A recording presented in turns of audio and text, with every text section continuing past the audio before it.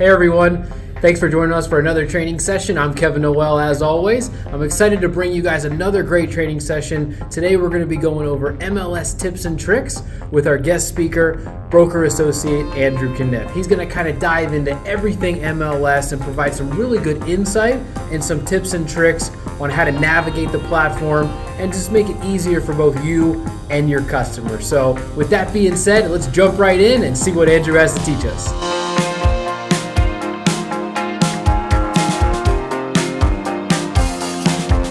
Thank you for everybody showing up.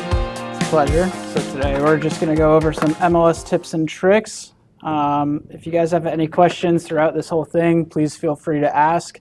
While I am doing this, I have a new updated version, so it may be a little bit out of order from what you have on that sheet of paper, but generally it's all the same information. I've just reformatted it so it's easier for you guys to look at, and it goes a little more in order as to what you would do versus taking multiple notes through different classes. So the first thing I would advise anybody to do doing this is once you first sign into your MLS, you're going to want to hit this menu button up here in the top left. And then you're going to want to just type Gen. And if you go down to General Preferences, you're going to want to then click on, where is it? Expand all fields. Where is it? Is it email? Expand all fields, preferences. Where is it? Email. Okay. And then under here, you're going to want to go to email. And then click on HTML as default for email. This will just be sure to add your card to the bottom of everything you send versus having to type it out every single time. So it's going to save you a headache and a lot of typing every time you send something out. Then another tip I would give is something I do not do myself, but doesn't mean you shouldn't. Profile. So we're clicking on this menu button again, and then you're just going to type profile. Then if you go to my profile, you can just go in here and personal photo and logo maintenance, and you can add different photos. It's probably a good tip just to change your photo probably every quarter is what you're advised to do, but you never want to show up to your listing appointment and not look like you do in your photo. But I'd say as long as you generally look the same, you should be okay. But that is how you would go about changing your photo.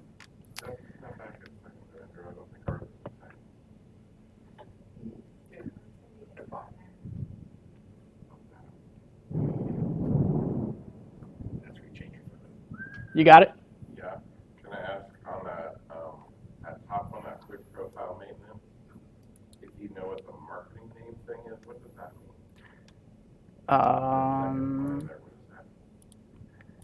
That I do not know.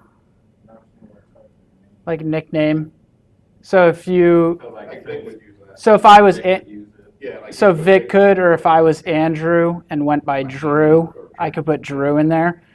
I mean, the name in your MLS is going to be what you're licensed by versus, so if on your license it says your legal birth name, but you go by something different, marketing name would just be. What should everybody calling it?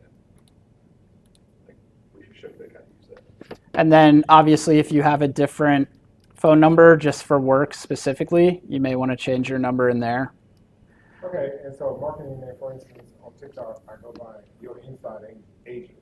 I would put that there? You could, yeah. Okay. I guess technically you could put your slogan in there, or not your slogan, but just like your, I guess, kind of trade name, so to say. I thought it was like nickname, like Drew for Andrew. That's what because I'm pretty sure it's like for Victor or for Vic, it's going to say like, so for me it would say Andrew Drew Caniff, you know. Oh, so mine would say, from your inside agent Harris. Gotcha. Yeah. So you could do it. I'm gonna keep an eye on it. Because I never noticed. So another thing that you're going to want to do is,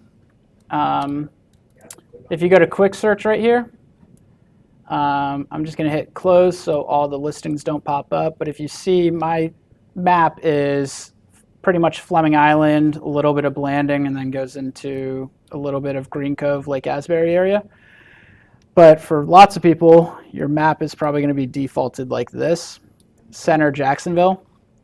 So if that's somewhere you don't really typically do most of your business and you want to go to somewhere that you're looking at constantly, you'd want to click on the menu up here again and just type in default map.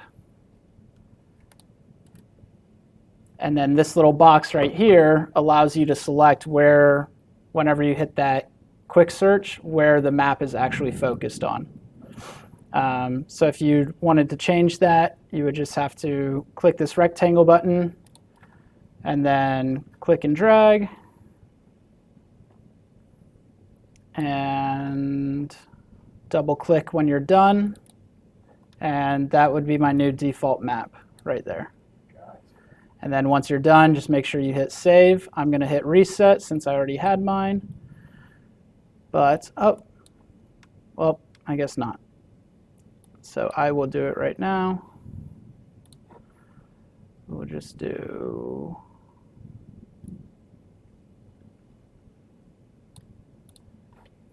and then save. And then if I go back to quick search, it's going to be that area that I drew that box for. So one little neat trick is for those that if you guys have floor duty and you're doing floor, or if you're just at home and you get a quick phone call and they're looking for something specifically, let's say, they want to be close to where they work or close to their previous home or something along the lines of that. You could easily do, you do near, and I'll just do my home address.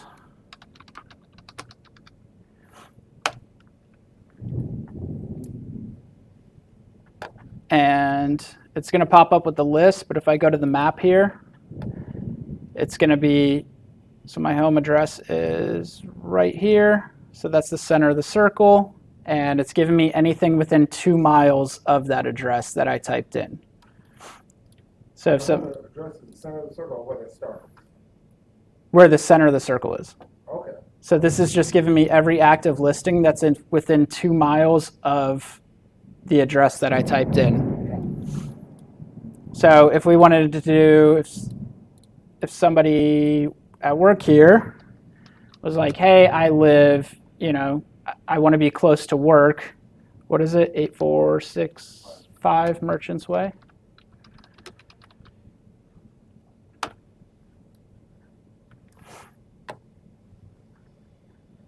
So this is giving me every active listing within 2 miles of this office. You can also do, if you want to mess around with this, you can do 5 miles from.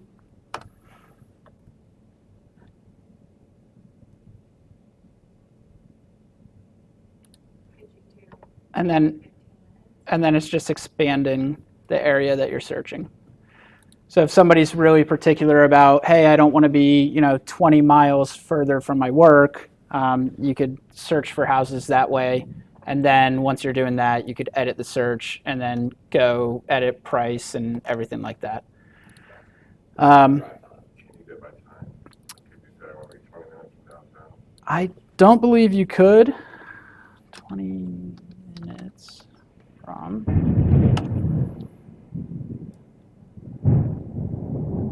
Yeah, no.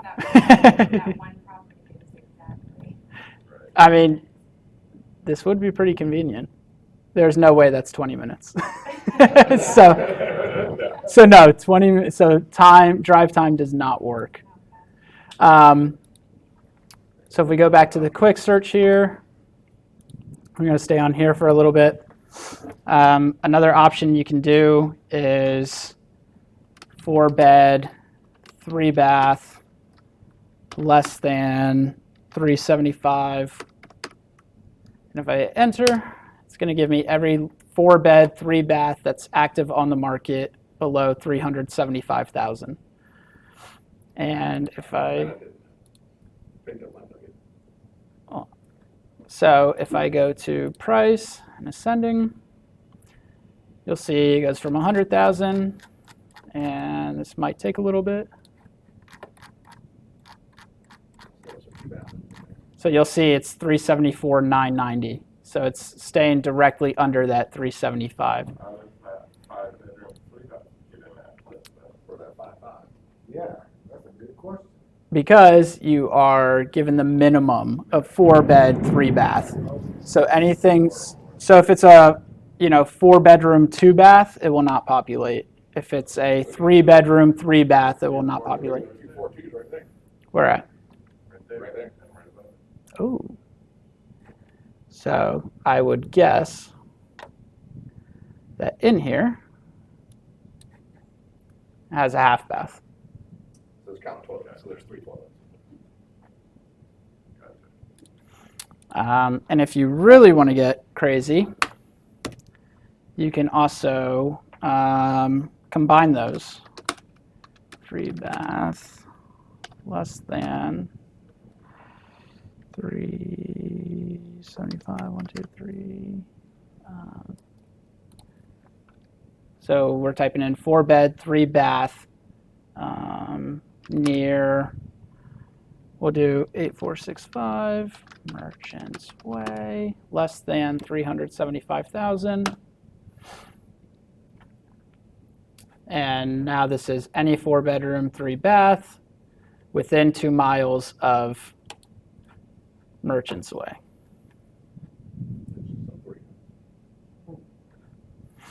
And another trick here is if you wanted to do something crazier,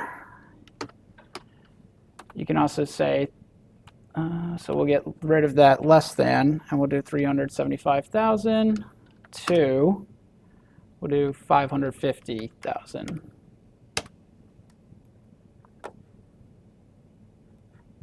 So now this is any 4 bed, 3 bath within 2 miles of Merchants Way, 375,000 to 550,000. So if you just get one of those random phone calls, from a customer looking for a house, you can easily just type in this information and it'll auto-populate everything that they are looking for. Because every second on one of those phone calls is very critical. So, one of my favorite tools on here is the polygon tool. So to find that, we're still under quick search, and I'm going to select this little tool right here, the polygon tool. And it always helps if you start in the bottom corner or at the bottom 6 o'clock and go counterclockwise. So I'll just show you really quickly. If I do this and the lines cross like that, it won't work. But as long as they don't cross, and I'm just selecting Fleming Island here, and then going through, and you can get very particular with this and follow Black Creek all the way along if you want. And once you get done drawing your shape, just make sure you double click, and then it'll populate the shape.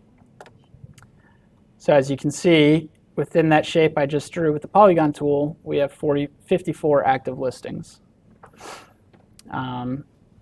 And then if I want to remove it, I can just hit this X over here. And just for demonstration purposes, I will also show you the circle. So it starts from the middle, just click and drag out, and then click again. And now you have your circle, and anything in there will populate. I can make it smaller. You can.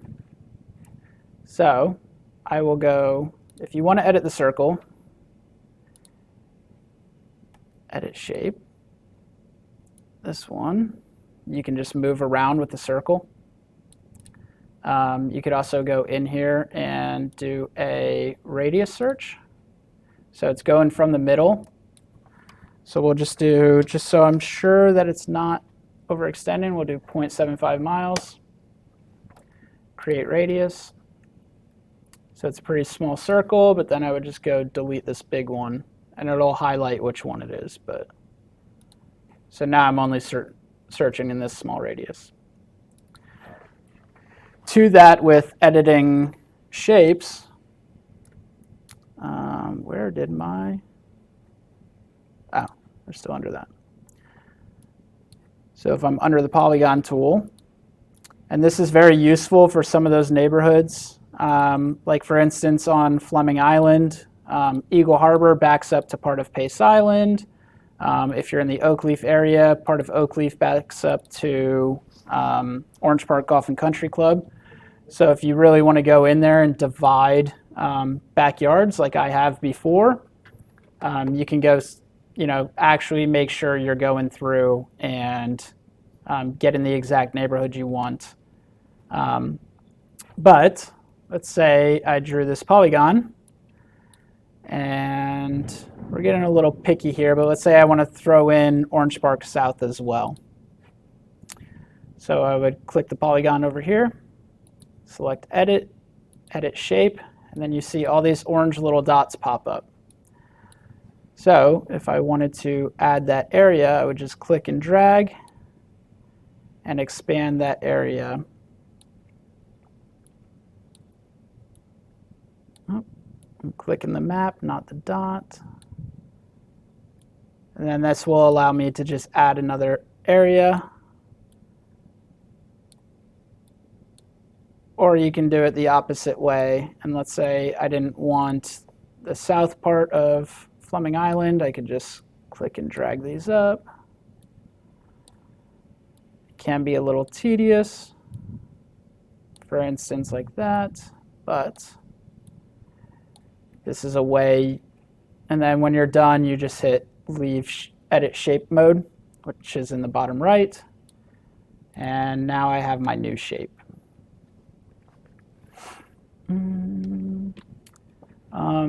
Since Stephen brought it up, one thing that I like to do when I'm looking for a specific area, especially with like CMAs and stuff like that, I'll go down to add field and just do legal name of subdivision, and what's a neighborhood? Eagle Landing. Yeah. So if I select Eagle Landing and close out of this, you'll see now you will find all the Eagle Landing listings. Now this does come up to the listing agent, so if they have messed up, it may not be populated in there. But since they are pretty strict about that and hand out fines, hopefully everything is pretty accurate. But so we will get out of here. I'm not sure. Do I still have Eagle Landing? No, I do not. So another thing is, actually, we're going to go back to the polygon tool. And let's say, so I live on Fleming Island. Let's say I'm constantly doing this polygon. And I'm very particular with it and follow Black Creek so I don't get anything across the creek. But let's say I use this shape all the time. What I can do is click the polygon and go to Edit and then Save to Map Overlay. So I will just type FI demo, hit Save. How many different overlays can you have? That's a good question. Now let me close. So that's the one I drew. So let's say I've just logged into the MLS. Brand new search. Somebody's looking for something on Fleming Island. So if I go to MLS number, address or map overlay, if I just click it once, you'll see the one I just typed in, FI demo. This is the polygon. And there it is. And to answer your question, Stephen, you can have unlimited overlays like that. Really? Like, you can put another one in another area and have it come up at the same time? Oh, is that what you were asking, Stephen? Well, no, I just, like, if I wanted to do one for St. Augustine and one for Orange Park, and just areas I like, I can just make overlays and save them all. Yep. And then what? The question is, can I pull up two? Can I do one for Fleming and one for Orange Park Country Club at the same time? Yes, you could. Really? Okay. Yes. So, actually, that I don't think you could do. Okay. So, and for those of you that didn't hear, because I have the mic on, he's asking if I could search, do a polygon. Let's just say there's Fleming Island, and then we'll just say Oak Leaf Plantation. I'm just going to do a rough outline of this. So because these are two different shapes, you can't save them together. But what you can do is I could click here on Save and do Save Search. And once I do that, I could just do Oak Leaf and Fleming Island. So this is a new search. If I had a contact, I could add their name to it. Usually what I do in this area is if it's somebody that's looking for something specific, so we'll just say Kwame. I would type Kwame, Oak Leaf, and oops.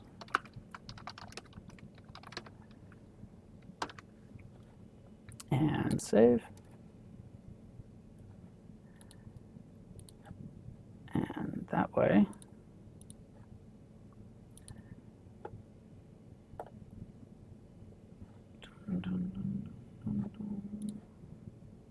I don't think it's going to be here. No, it won't. So to access these, you would want to click on the menu button, saved searches, and then you'll see all of mine come up. There's Kwame at the top, and that's how you would re-access that. So if you go to the map, you'll see there's the Fleming Island and the Oak Leaf Plantation area. Got another question. Go ahead. Okay, if you go back to the main menu, whenever you save something, a name or a search or a contact, it's saved in the little boxes down there. What if you want to delete people out of that or personal, whatever? You know what I'm talking about? Talking about my contacts and saved searches. Like, if you hit real MLS up there, like go back to the home page, and it says listing collections or over here save searches, you go into that thing that you just left to delete those. Where at? Okay. Where at? Bottom. Oh, bottom left? Yeah. So actually, yeah. So instead of typing saved like I did, you could also come down here and search through here. These are my saved searches, so we'll go, these are alphabetical, obviously, but we will find Kwame's and click that. And then this is Kwame's. This is Kwame's search again. So let me go back. And if I find Kwame again, oops, Kwame edit. So that's just going to edit the search. So what I would do is saved. I would go about it this way. And you were at the top. And that's how you would delete it. Okay. Yes, I'm sure. Sorry, Kwame, you are now gone. So we did save polygon. We did if you mess it up. Another thing, just to save some time, I will just do the circle.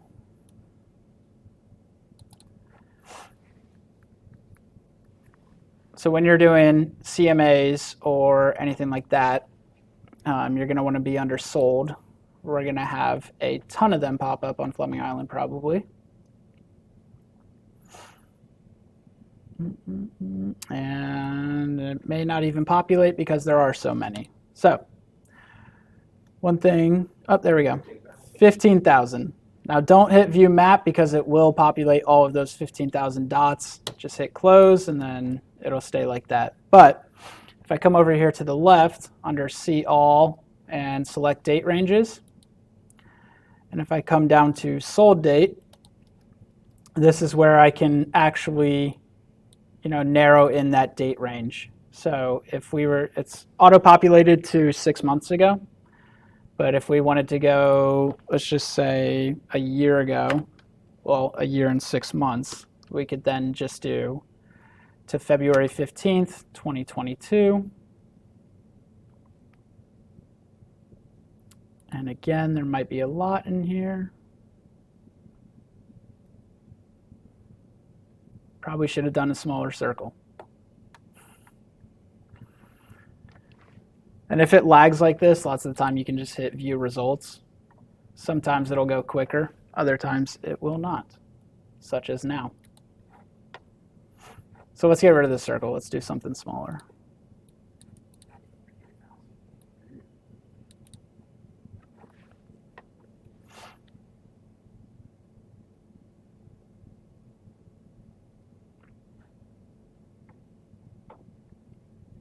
So in this little circle, now it's populated. Within a year and 6 months, 95 properties have sold. And if you want to get off of the date range, this is days. If you hit the double arrows. And if you hit days back, these are days ahead. I don't know why you would want to do that, but if you go here, I believe there was, could you not do months back? There we go. And then you could just do months back. So that's 182. That's quite a lot. So we will do 13.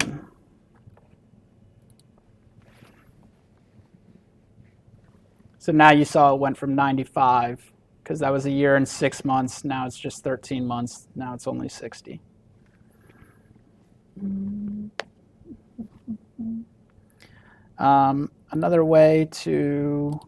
Another interesting thing is up here, you usually have your quick search template. If you've noticed, mine might look a little bit different from yours. On the default view, this is just residential, and it's going to have city, county, state, even though we're only licensed in Florida, postal code, region, area, so on and so forth, and the possibilities are endless. So if this is something that you'd like to narrow down and kind of look like mine, you would just go in here, and let's say I wanted to get rid of state Providence because we can't even do anything else. Region, I'm not too worried about. Area, not too worried about. Subdivision, I would leave legal name of subdivision. Bed, bath, heated unit number, don't need. Waterfront, that's pretty obvious. Mobile home, year built. I can get rid of all these structure options and so on and so forth. So if I wanted to save this, oops, sorry, lost my place in my notes. So from here, I would just hit save, and this would be a quick search template. So I would hit quick search template, and in here I would just put the name, do tips and tricks, save. And let's go back. So now when I hit on quick search, if I come down in here, it should be at the bottom, tips and tricks, and there is the specific search just for, so now your quick search template has kind of changed, and you can cater it to however is best for you. And with this 0 1, or actually it's always going to be default number 1. So if you wanted yours to be on top, you're going to want to do 0 underscore or so on or so forth. So as you see, mine is 08 Caniff search, and that's why it's at the top.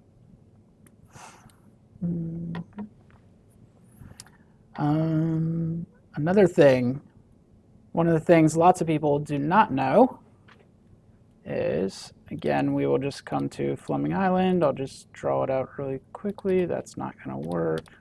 So get out of here.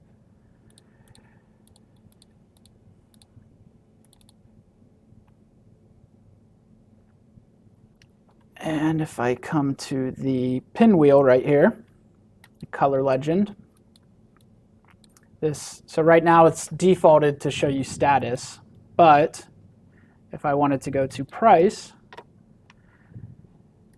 now you can kind of get a rough estimate as to what the price ranges of all these homes are. And if you wanted to go further than that, you could do price per square foot. So just for a quick overview of what's going on in the neighborhood, if you wanted to select a random neighborhood and do that, it would kind of give you a good brief overview.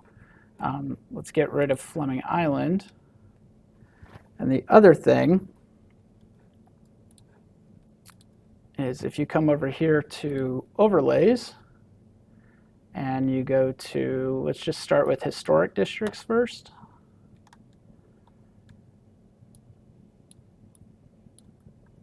So as we know, the Avondale area is a historic district. So that overlay is just showing me the historic districts in the area. And if you want to get rid of that, just click it again. And if you want to go to FEMA flood zones, you can look at the flood zones in the neighborhood. So if you have a listing, or if you're working with a buyer and you're not sure if they need flood insurance or not, you can come in here and look at it. Or if you're showing the property, you can at least give them a heads up that it is in a flood zone and it may require flood insurance, which could obviously cost a few extra dollars, but just a few. If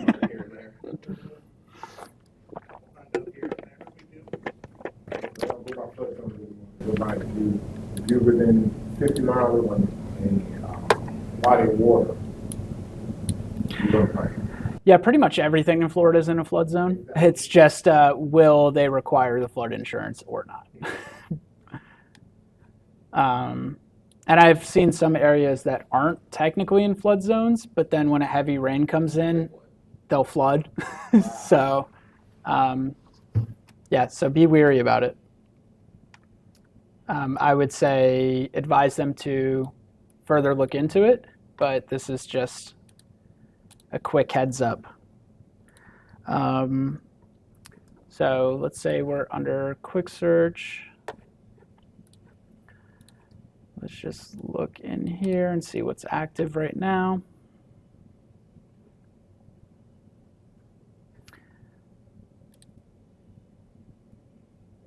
So we will just click this.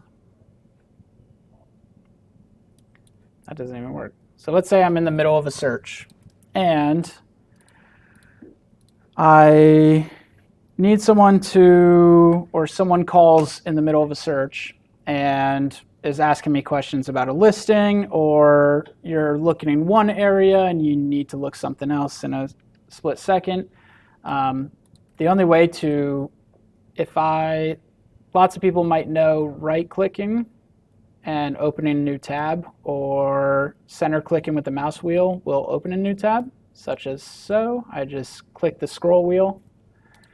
And if you'll see up here, it doesn't have the search bar or anything. So the only two ways to get around that are, if I right-click here and hit duplicate,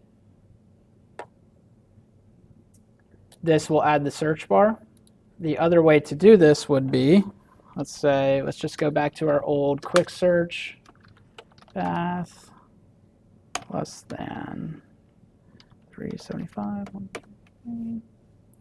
And so I've already typed this out. Don't hit enter. If you come here and hit new tab, that'll open a new tab as well. So you still have what you were working on, but you've also got what you came up with in a quick second and needed to look up. And why am I zoomed out so far?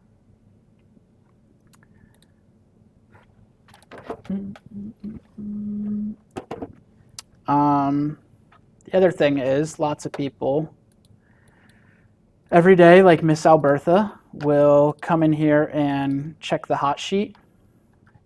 And this is just a default view and what you get. If you really wanted to, though, you could come in here and change what's on here. So I would just click the vertical ellipses or the snowman, as we just found out, and hit custom hot sheet. And in here, I can do, time period. So right now it's just showing today's date until 11:59 p.m. What you could do is come in here and select all. So now it's new listing, price change coming soon, and so on and so forth. But if I click in this empty space, I can scroll down here and everything's here already. But if I didn't want to look at, auctions or first right of refusal or so on and so forth, I could just take these out. Text change may not matter, and I could just hit done. And then I would just save the search, and that would change the look of my hot sheet right here every day.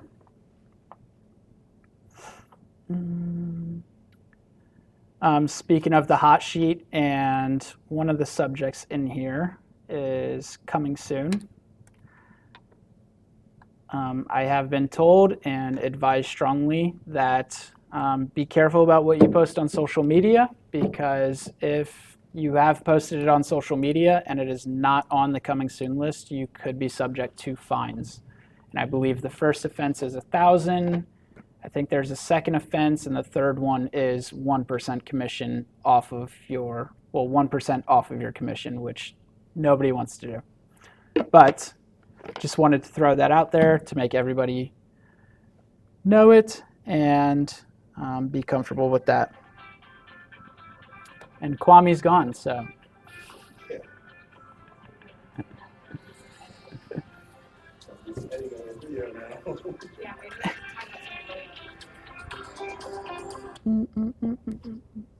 I think I said spam anyways. Did I say spam? It does. It does some crap. So another thing we will get into really quick is, I don't think I have it up here, but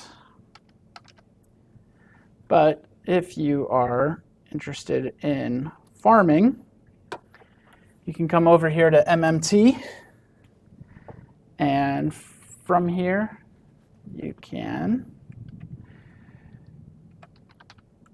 that's not on there, so we will do property owners. And Stephen, what county are you in, Clay? And what is your subdivision? Pine Ridge? Pine Ridge. Land type. This one? So, I now have Clay County. We're searching Pine Ridge Plantation. If I hit search, this will give me all of the information of the homes in that area. It'll tell me last sale date, what it's valued at, the year built, the heated and cooled square footage, parcel address, who the owners are, and owner address. So it's easy to spot who's correct. property and who don't get it. So if you're interested in farming, you can also come in here and, where is it? If Craig, if you could help me out maybe. For the label? There's a way to download this quickly. Yes. Up at the top. Was it? To the left where it says labels. So if you want, if you wanted to do labels, you could just download the standard report. But Yeah, okay, I've stumbled on that before. yeah, let's see. Yeah, Nice they take them all out. idea. Okay, we'll know what the labels will print. Actually, That's what I do when I do my we'll go back here. postcards. I just go in and I got my farm area and I print it out just like that. That's the best. So actually, before we get onto that, so we're just back on the Pine Ridge results. If you come all the way to the right and hit tax ID, that's now going to sort it by the tax ID. So what should have happened now is, well, it's multiple pages, so let me show more. And let me hit it again.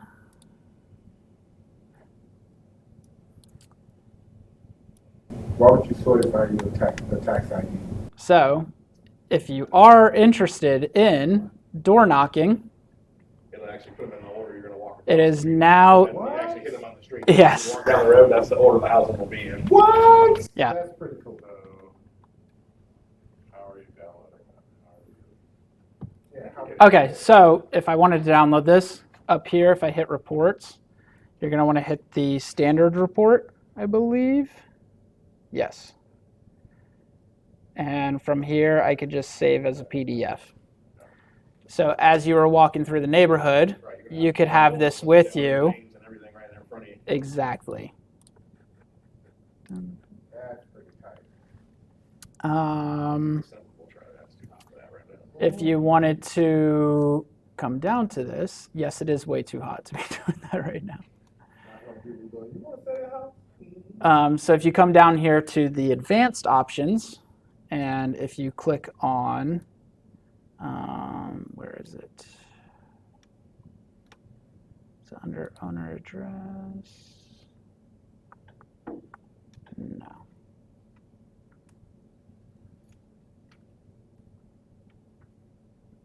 Exclude, no. Exemptions. So if you wanted to come in here and select non-homestead Most likely there's gonna be your rental. and hit select or search, so now, is this right? It seems like way too many. No, that's right. It's a lot. Is it really? Yeah, Gosh. it's a lot. So if you come through here and look at their parcel address, some of these are 4627. See, this one is, why are these two? Because he didn't homestead. His agent's not very good. Yeah, so these people have clearly not filed for homestead yet. No, but most of them are gonna be rental properties of some sort. Yes, so if you come through here and you see, oh, that's why, so homestead exemption. But what you will see is their parcel address and the owner address are going to be different. So if you are farming, if you want to go through a neighborhood and find an address of somebody that's not homesteaded, then maybe look up what equity they have in the home. If it's something good, you could then send them a mailer saying, hey, you have this much equity in your home. Is it something you're looking at selling? And the way you would get their homestead address would be from this owner address right here. And if you really need to do it, we'll just show an example. Yeah, you see a couple that aren't in here that just haven't filed for homestead. So we'll do this one right here. So if I hit show full, so we'll pull up the property tax info, and as you see, they are located in Georgia. That's their current address, and that's where you could send your mailer to try to entice them to sell. Let's see what else we have. Oh, we also have, if we go back to Real MLS, is this on? So if you type in Advantage and click here on MLS Advantage, this allows you to search for every listing in Florida. So since we only have access to our MLS, we're not able to search everything. But in here, it will allow you to search everything in the state.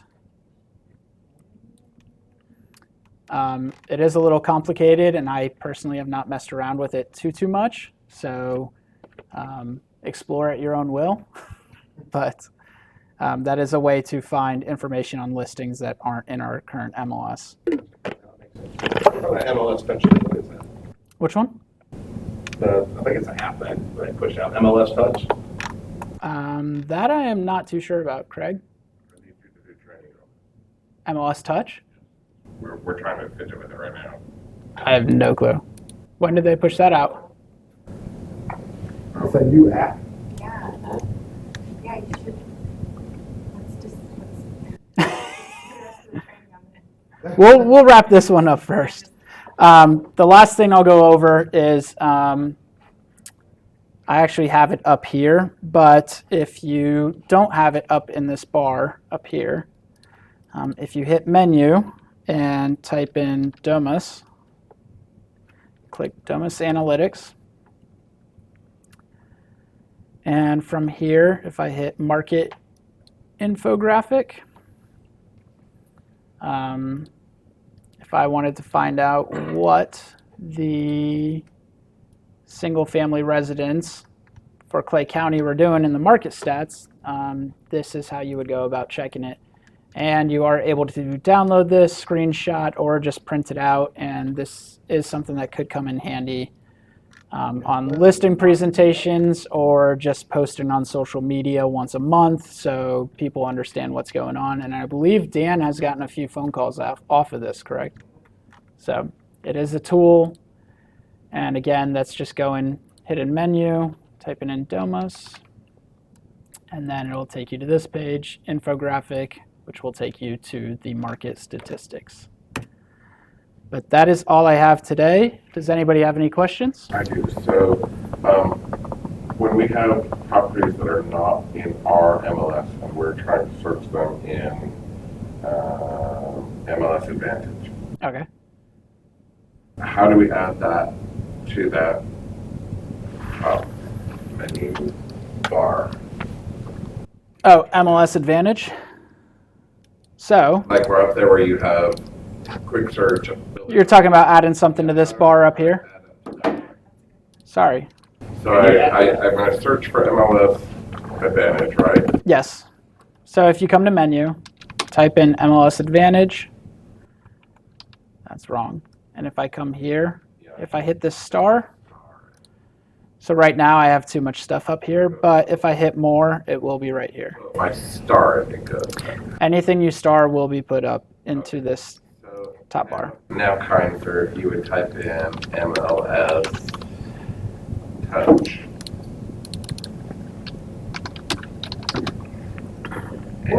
What is it? And if you would, I thought it was just an app. guru on that, we would love you for it. Yeah, yeah. What is it? It's like FlexMLS, but way better. Yeah, because flexing So the second half, So for those of you that don't know, I am unaware to this. This is being brought to my attention now. But this is a new app that they have just pushed out. And I have not messed around with it. I will will you do it? I will get to the bottom of it, and I will Give us a, Do it on the big screen. I will most definitely. Yeah, okay. I can easily do that. It seems like from what little we just went through, it has a lot of features that would be a lot easier. Yeah. than- So I didn't know the FlexMLS app, it let you do a showing from showing time, because every time I clicked on it, it would go to just the chat with the agents. But now, anyway, MLS Touch will let you do that. So, Also, could you, It's I mean, not- So hold on really quickly. For those of you that want to go back through some of the tips in this video, since we have officially recorded this, Hopefully this will be enough, but if there is more, that can't be right. That's probably MLS.com. So it's asking for my login. But if you we'll do realmls.com. So if you come here and go to, so if you come in here, go to training, and then go to training videos, MLS moments. This is Jeremy Cox, who is where I got all these tips from. But if you see on the bottom on here, you'll see the archive, and clicking any of these should give you any information that I may not covered in this video, or just go a little more in depth in these areas. So, and on the sheet that I've passed out in class, I have Jeremy's number and extension at the top, and if you ever run into problems, you're able to call him, and if he is not available, feel free to reach out to me, and I will do everything I can to get you the answer.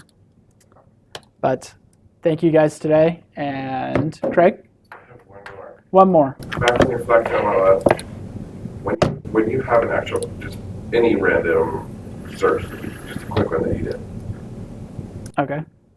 Oh, you just, all right. I just want you to have results of the houses, just any one, right? Yeah.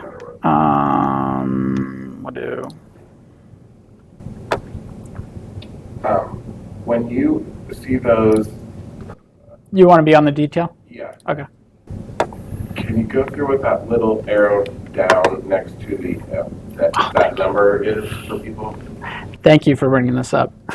Because I have questions agents ask me, or they don't know how to go from here and put that particular property into their transaction desk.